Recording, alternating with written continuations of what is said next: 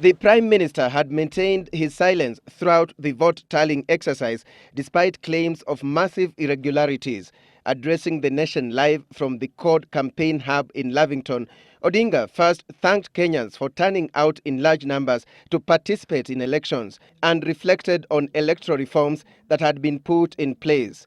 However, he noted that the current process was a disappointment and had taken Kenyans many steps back despite billions of shillings being spent on the exercise. What Kenyans witnessed instead was the failure of virtually every instrument the IEBC had deployed for the election.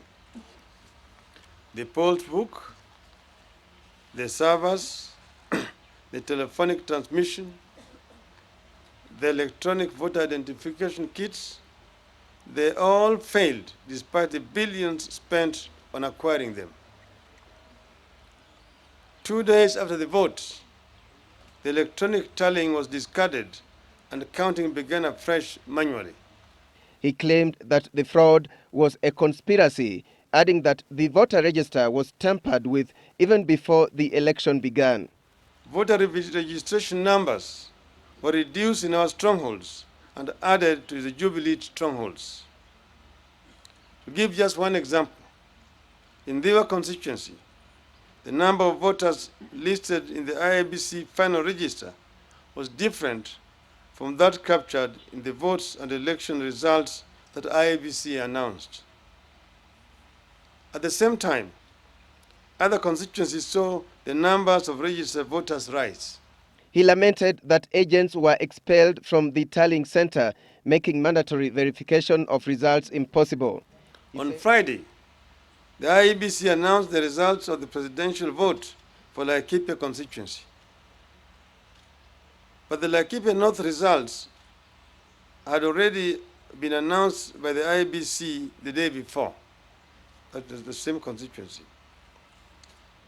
See, the figures in the Friday announcement gave me, the CORD presidential candidate, and my Jubilee opponent different figures from the ones announced a day earlier.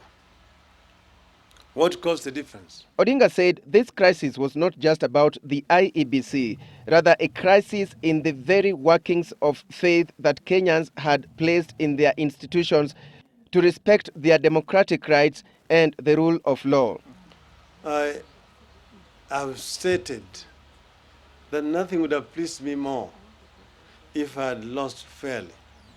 As you know that I'm a sportsman. And I always say, asiyekubali kushindwa sio mshindani.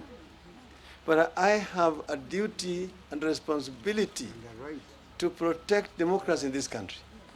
The struggle for democracy in this country is very long. And we are not about to surrender it to the process of retrogression and darkness. Those who have continued all the time to try to take us in the opposite direction. This struggle has been between the two forces. I represent the forces, the progressive forces, who want to democratize this country, to make it one united and strong Kenya, where people are respected irrespective of their ethnicity. That is the reason why I'm doing this. I'm therefore here for a cause. Odinga blamed the Kenyan media for denying Kenyans the truth despite the glaring irregularities.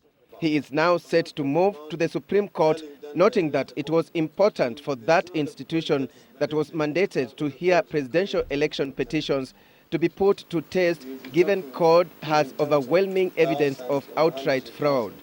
We want to appeal to all Kenyans to respect the rule of law and the Constitution of which they are so proud. Let the Supreme Court determine whether the result announced by the IEBC is a lawful one. We are confident that the court will restore the faith of Kenyans in the democratic rule of law. Democracy on trial. That was the theme of the Prime Minister's speech, as he insisted that conceding defeat would be violating his spirit and his resolve to fight for democracy in Kenya. Alex Chamwada for Ballot 2013 in Lavington.